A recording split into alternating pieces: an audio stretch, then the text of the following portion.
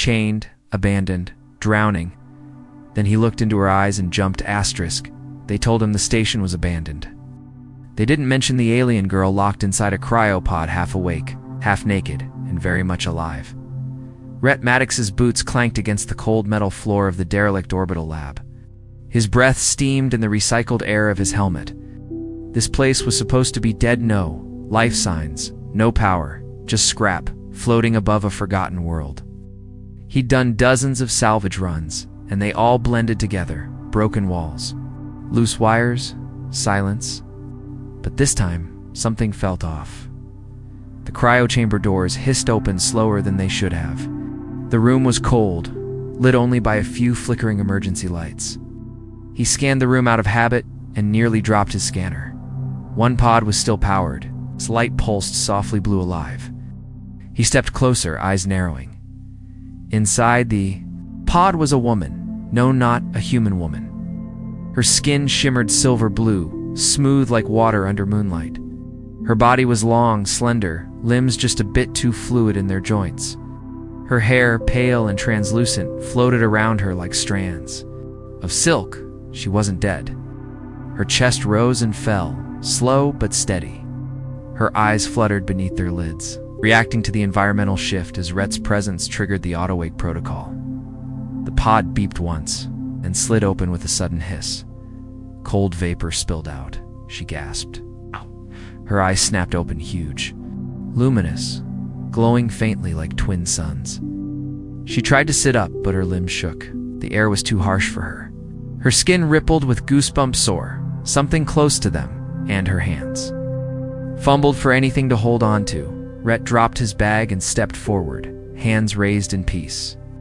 "Hey, it's okay," he said gently. "I'm not here to hurt you, just salvage crew." "Didn't even know you were here." She stared at him. No words, just wide, sharp eyes full of something between fear and confusion. She wasn't just scared. She was trying to figure him out, as if she'd never seen a human before. Maybe she hadn't. He glanced down. She was curled in the pod, completely exposed. Her species didn't wear clothes in cryo. Made sense. Didn't make it easier. Without thinking, Rhett took off his heavy coat and stepped forward slowly. She flinched but didn't back away. He placed the coat over her shoulders. "Here, you're freezing." Her hands trembled as she grabbed the fabric. Her fingers had fewer joints than his, longer and thinner. She clutched the coat like it was the first warm thing she'd touched in years. "What's your name?" he asked, voice low. "Do you understand me?" She blinked, slowly, then nodded once, unsure. "Can you stand?" She tried. Her legs buckled. Rhett caught her before she hit the floor. Her skin was warm, too warm for someone pulled from cryo. She was overheating fast. The environmental systems weren't set for her biology. He had to get her back to his ship. "I've got you," he whispered. Her hand gripped his forearm, not tightly, but with sudden focus.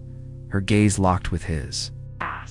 He saw panic there, but also something else. Recognition. Instinct. She didn't know him, but she was choosing to trust him. He carried her through the crumbling hallways, avoiding debris and collapsed vents. She clung to his coat like armor. Once her head dropped against his shoulder, breathing ragged, he slowed his pace, whispering steady nonsense to keep her calm. Outside the station, his ship waited. A small freighter named Orca's Reach, built for short-range salvage. Not much, but it was safe. Back inside, he laid her on the medcot.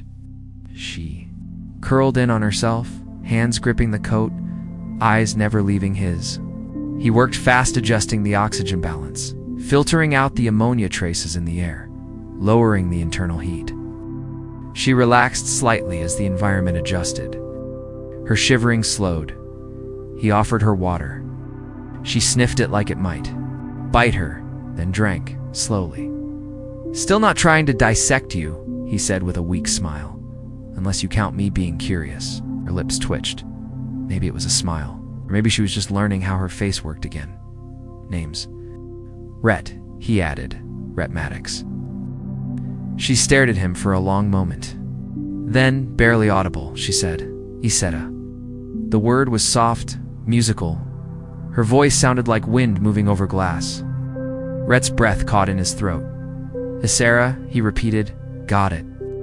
Silence hung between them, comfortable, uncertain. Strange, he didn't know what she was, didn't know who locked her in that pod or why, but he knew one thing for sure.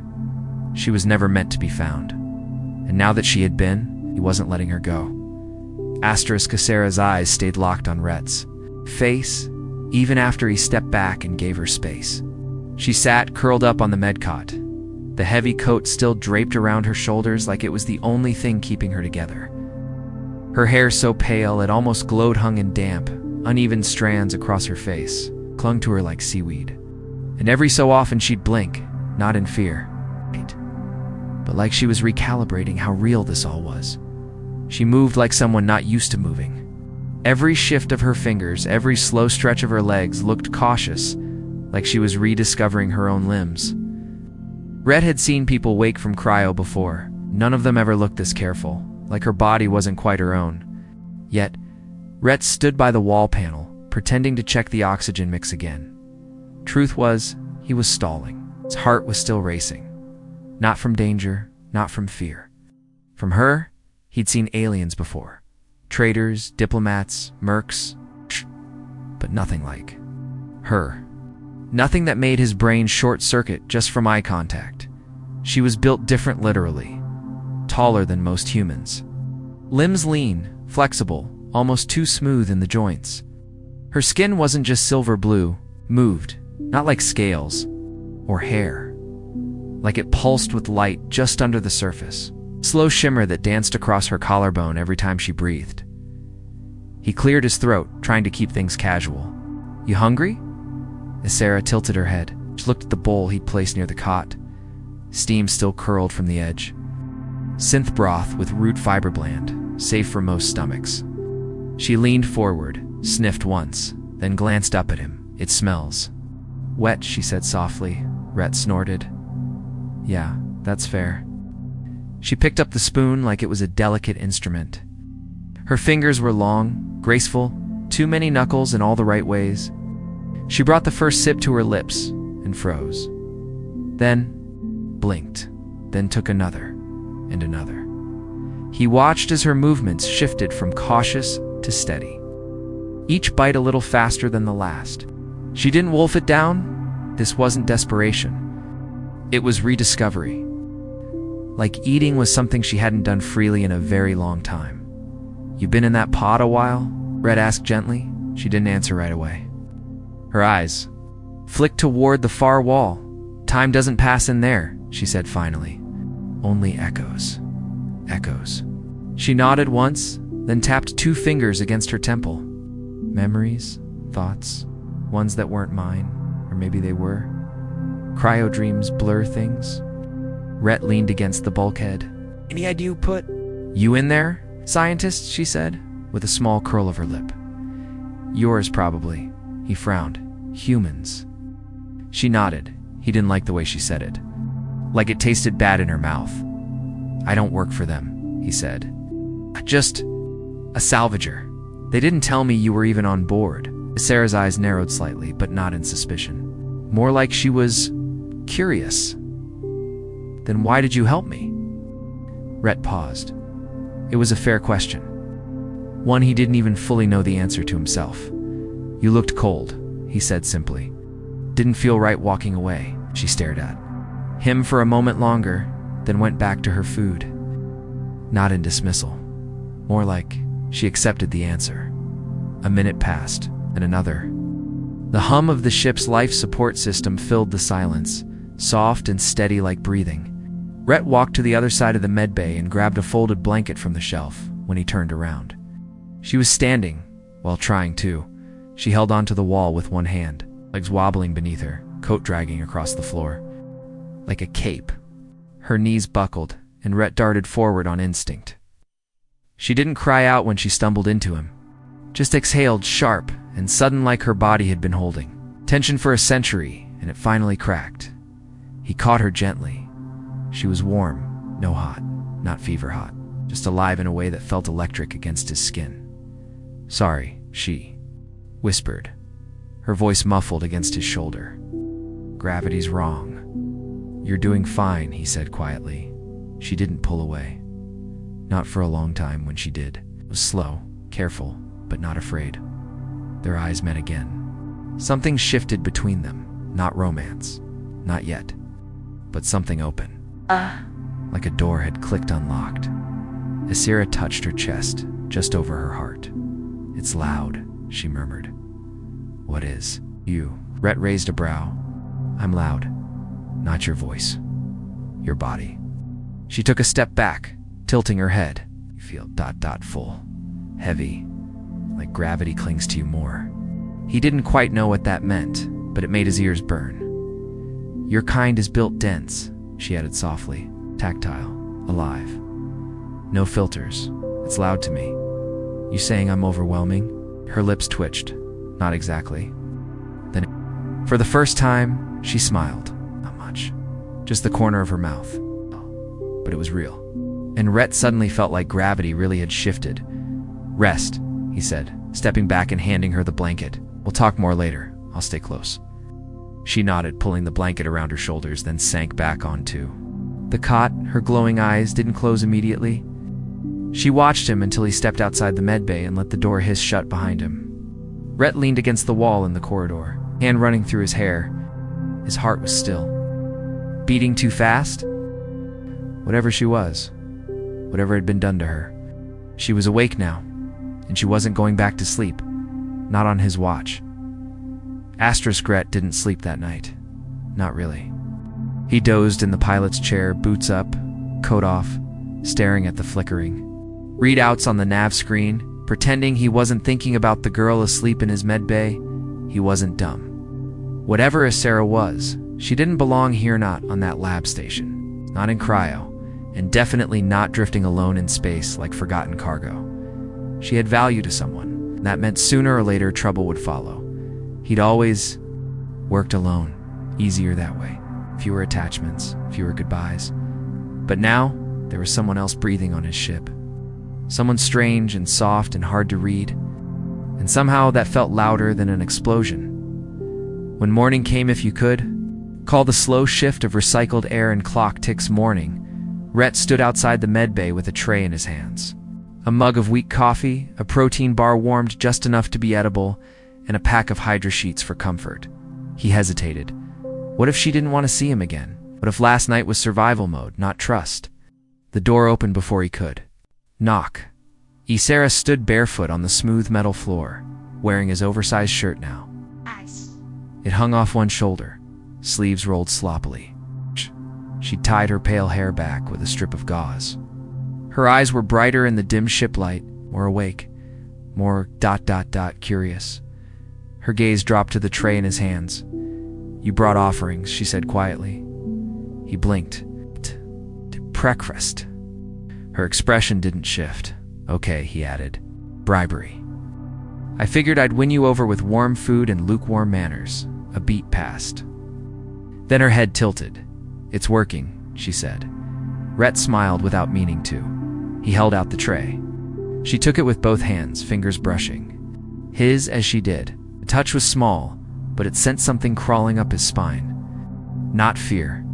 Something warmer. She sat at the corner of the medcot, chewing carefully. Like her mouth still remembered the rules of eating but was double-checking each one. He sat a safe distance away, leaning on the wall, trying not to stare at her too long. Failing mostly. She caught him once. Didn't look away. "Why are your clothes so rough?" she asked. He looked down at his shirt. Utility fabric. Cheap. Durable. "Looks better on you, though." Isera blinked at that. "Compliment," he clarified. That was a compliment. I know. She tilted her head again. It just sounded ... real. "Well, I'm not good at fake." "Good." She returned to her food, and for a few minutes, neither of them spoke. The silence was soft, not awkward, but curiosity was a drug, and Rhett had never been good at resisting. "So, do all your people glow, or is that just a you thing?" Her glow brightened slightly at the question. Our skin reacts to stimuli, emotion, touch, atmosphere. It's not conscious, just dot expression. So when you shine, you're basically blushing. She didn't know the word, so he made a face and pointed to his own neck. When humans get embarrassed or flustered, we go red. Red is loud, she said thoughtfully. I'll like blue better. Keep that in mind next time I compliment your shirt. You should, she said, chewing another bite with perfect seriousness. He liked this, her dry humor. Her quiet stabs at the conversation, the way she was still learning how to be herself in front of him, it made him want to slow down. Sit. Longer, keep asking questions just to hear what she'd say next. Then mid-chew, she froze. Rhett noticed instantly. What is it? Sarah set the half-eaten bar down slowly. Her eyes focused past him, toward the sealed door. Sound. He didn't hear it at first. But then, faint, distant, a metal creak, not part of the ship, something external. He was on his feet in a second, crossing the small corridor to the sensor console. 3 signals, small, fast, unregistered. Red single quotes, S-jaw, timed. Pirates. Drones? Salvagers? None of those were good news. He turned back to Sarah. She hadn't moved. But her glow dimmed, and that worried him more than the intruders. Get back in the medbay, he said. No, Sarah, I don't know what's coming. Through that door, but I've been caged enough. I'm not hiding again. He stared at her. And she stared right back, steady, unshaking. Rhett nodded once. Fine, then stay behind me. She stood. He handed her a wrench from the nearby shelf. Heavy, solid. Not much, but it was something. Her grip tightened around it like she'd held. Worse things before, they moved quietly through the corridor. The air changed, got heavier, static on the ship's belly. Someone trying to force an airlock. As Rhett raised his old plasma pistol, he muttered, "Next time I rescue a pretty girl." From cryo, I'm checking the fine print. Behind him, Sarah whispered, "This is still better than the pod." He couldn't help it. He smiled. Then the hall screamed in. The lights flickered. They were no longer alone. But this time, she wasn't facing it alone, and that changed everything. Asterisk, the emergency light switched to red. A low, repeating siren echoed down the corridor. Like the heartbeat of something ancient and waking. Rhett had felt this before the gut pull of adrenaline. The hum in his limbs, the sharp awareness that someone was trying to get into his ship. But this time, he wasn't alone. He wasn't just protecting hardware. He glanced sideways. Sarah stood tall beside him, barefoot, glowing faintly blue beneath his oversized shirt. The wrench in her hands looked small, but the grip was solid. Her expression was calmed, her skin shimmered with subtle waves of light. Her body was reacting, even if her face didn't show it. "You good?" Rhett asked, voice low. She didn't answer right away. Her eyes flicked to him, then to the sealed airlock. "I feel heat," she said, behind the door. 3 bodies. One is angry. He blinked. "You feel it? My species reads bioelectric signals, emotion, surface-level thoughts. It's how we avoided war for centuries. You leak like a broken pipe. That's supposed to be a compliment?" She smirked. "You're loud but honest." The airlock hissed. The outer clamps disengaged with a thump. Rhett raised his pistol. "Stay behind me." "No," she said simply. Before he could argue, the inner hatch blew open with a burst of white smoke. 3 figures stepped through, tactical suits, visors down, carrying disruptor rifles and stun batons. Not pirates, corporate, private security. Clean, clinical, dangerous. The lead figure's voice echoed through a speaker, unregistered vessel. "You are harboring unauthorized biotech property. Surrender the subject immediately, and no one dies." Rhett's finger tensed on the trigger. "She's not property. She is tagged, cataloged, and stolen. Stand down, Captain." "I'm not a captain," Rhett said. "I'm just the guy who found her." Sarah stepped forward before Rhett could stop her. Her voice rang out, calm, measured. "I was taken from my colony, cryo-sealed without consent. You're violating for accords by tracking me." The lead figure tilted his head. You're not protected. You're enhanced. Engineered for sensitivity? Your nervous system is corporate research. No, she said, glow intensifying. It's mine. The man lifted his rifle, and Rhett fired first. The shot hit the lead square in the chest. The armor sparked, staggered, not down, but stunned. The other two rushed forward. Rhett ducked the first baton swing, kicked the second hard enough to crack ribs. Sarah moved like water, spinning low, wrench striking hard. One of the guards screamed as she jammed it into his knee. She moved faster than Rhett expected. Not trained, exactly more like instinct, driven by sheer will. The last guard tried to grab her arm. Mistake. She touched his wristband. He convulsed. Eyes rolling back, body hitting the ground in a twitching heap. Rhett stared. She backed up, breathing hard, eyes glowing white-blue now. He lowered his pistol. What? ... Was that? My nervous system is tuned to react to violent touch, she said, voice shaking. Your people made me a weapon. They just didn't expect me to use it on them. The corridor fell into silence, broken only by the buzz of dying tech and Asara's shallow breathing. She dropped the wrench. Her hand trembled, not from fear, from overload. Rhett stepped forward, slowly. Hey. She didn't move. You okay? He asked. I didn't want to hurt them, she whispered. But I didn't want to be taken again either. Wrong, he said. You were just first. That made her blink. You're not what they made, he said. You're what you chose to be. She looked up at him, her eyes softer now, tired, honest. And what are you? She asked. Rhett gave a crooked smile. Just a mechanic with a bad habit of saving pretty girls from cryopods, laughed then. It's quiet, breathless, but real. Pulled the unconscious bodies into the airlock and jettisoned them with no ceremony. Rhett wiped blood from his cheek.